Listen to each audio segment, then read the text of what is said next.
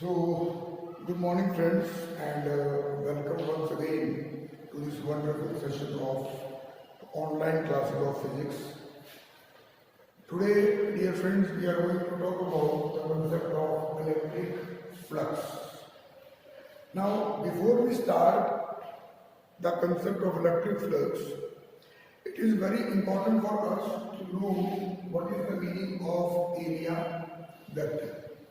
What is the meaning of area vector? So dear friends, suppose there is a surface, and if we take a small area of that surface whose direction is at right angle to the surface, that is called the area vector. So area vector basically is a small section of the surface whose direction we are considering at right angle to the surface. This is very important point which you should understand. This is number one. Now, when we talk about electric flux, you can just understand one thing. Suppose this surface is placed inside an electric field.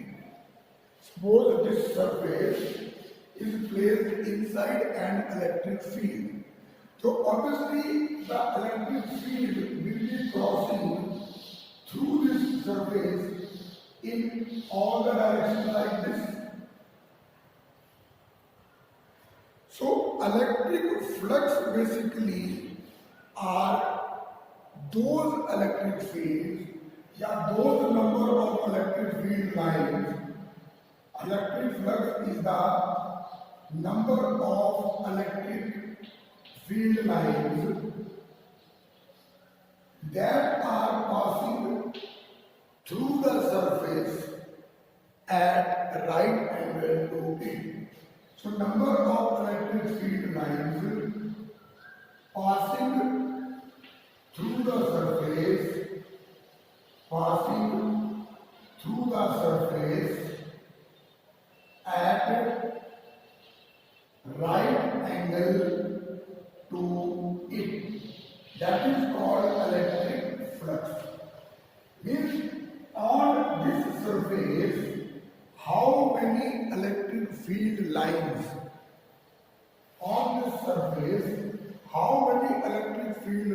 are passing at right angle, that is called electric flux.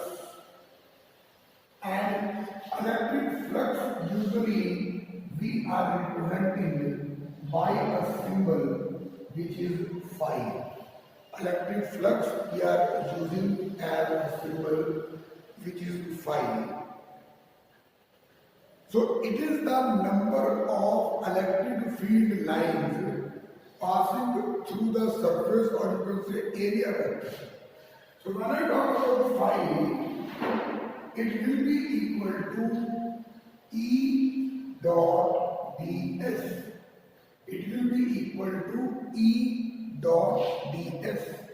Where E is the strength of the electric field and ds is the area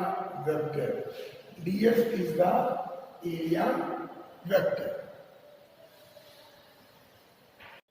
Now we will be talking about the concept of Gauss Theorem.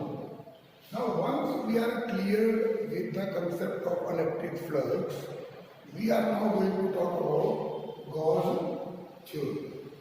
Now what is Gauss Theorem basically?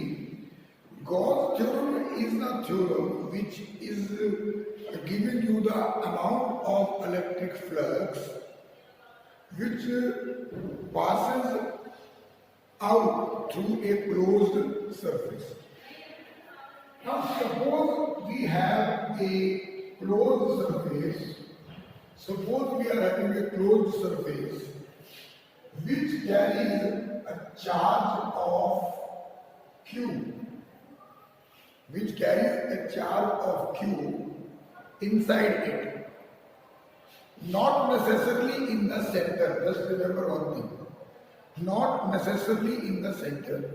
So we are talking about if there is a charge Q which is kept inside a closed surface, then how much electric flux will be coming out from this entire surface, from this entire closed surface, that is determined by the Gauss theorem.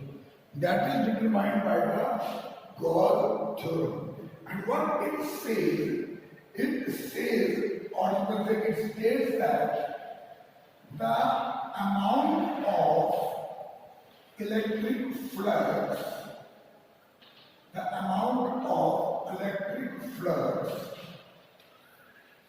through a closed surface which contains a charge Q within it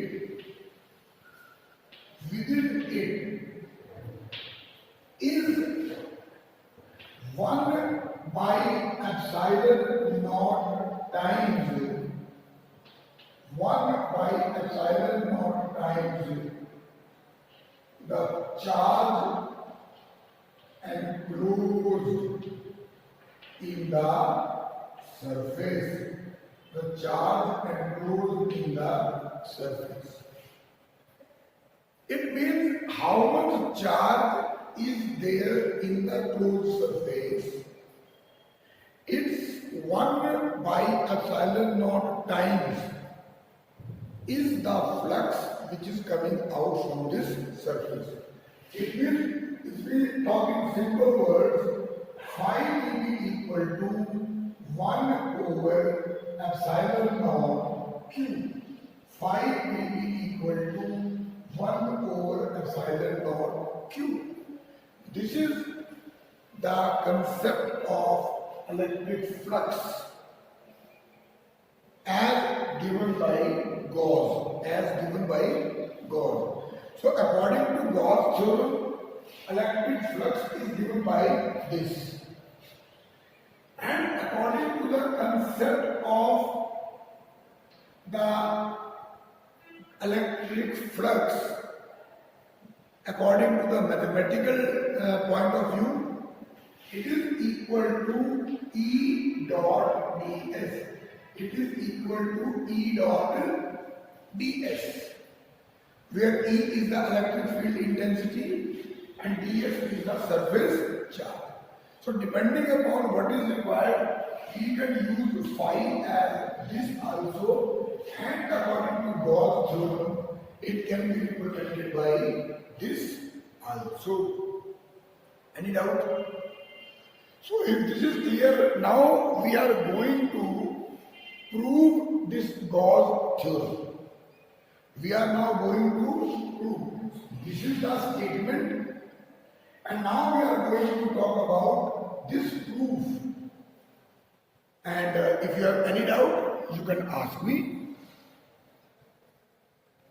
So now we are going to talk about the verification of Gauss theorem using the Coulomb's law. Now suppose I have a charge Q. Suppose I have a charge Q located at a point. Now we all know that due to this charge, the electric field lines will be spreading all around it in all the directions. Okay? Now if I consider a Gaussian surface like this,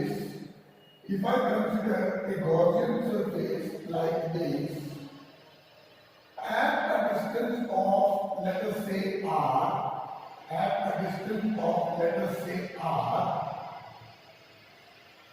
and just take a small area segment here, just take a small area segment ds here. Now we know that the direction of electric field according to flux will be the field line passing through this surface at right angle. It means this is the direction of electric field. This is the direction of electric field. And according to the concept of area vector has the direction again perpendicular to the surface. Area vector is also having the direction perpendicular to the surface. So what will be the direction of ds also? ds will be also having the same direction. It means if I talk about theta, the angle between E and ds. So what I get? Theta is equal to 0 degree. Theta is equal to 0 degree. Now, if I see the electric flux according to the mathematical concept, I know phi is going to be the surface integral of E cos of theta into ds. E cos of theta into ds. Now, when I see this cos theta, the value of cos theta for 0 degree will be equal to 1 because cos 0 is 1. So what I get? Phi is equal to the surface integral of E dot ds. Phi is equal to the surface integral of E dot ds. Is it clear? Now we all know that the strength of electric field, at this point due to this charge Q is given by this E can be taken as common and you will be left with ds. Now E is given by, you all know, 1 over 4 pi epsilon naught Q by R square. This is the strength of the electric field which we have obtained from the Coulomb's law. So the strength of the electric field at that area vector due to this charge is given by this. Now, what will be the integration of ds? The integration of ds will be equal to s. Integration will be equal to s. And what is s? The s is the curved surface area of sphere. Because here this Gaussian surface is a sphere. Here this Gaussian surface is a sphere. So what I will be getting? Phi is equal to E dot ds. But integral of ds is s. That means curved surface area of sphere. And you know what is the formula for the curved surface area? Very good. It is 4 pi r square. So when I put that value, what I get here, phi is equal to 1 over 4 pi epsilon naught into q by r square into 4 pi r square. So this pi r square and 4 cancels with 4 pi and r square, and finally I am left with phi is equal to 1 over epsilon naught into q. 1 over epsilon naught into q. And what is this? This is nothing but your Gauss theorem. This is nothing but your Gauss theorem. So what was our article? We wanted to verify the Gauss theorem by using Coulomb's law. And we all know that Coulomb's law gives the force exerted by one charge on the other charge. Now, if I place a charge at the center here, the electric field will be generated in all the directions. I have considered a Gaussian surface at a distance of r, which ultimately will be a diagram of sphere. Now, on this Gaussian surface, I have taken an area vector ds, which has a direction this, and similarly, the direction of the electric flux or the electric field intensity will be also same. So in this case, the angle between E and ds will be equal to 0 degree. So what is the electric flux according to the mathematical formula? Phi is equal to surface integral of E cos theta into ds. E cos theta into ds. Now cos 0 is 1, so simplify it, and when we take E will be common, constant will be out, and we are left with integral of ds, which is s, that means the curved surface area of the sphere, and its formula is 4 by r square. When you solve this, you get the Gauss Theorem verified and proved. So I hope there is the clarity you might have got it. So next article we will discuss later on.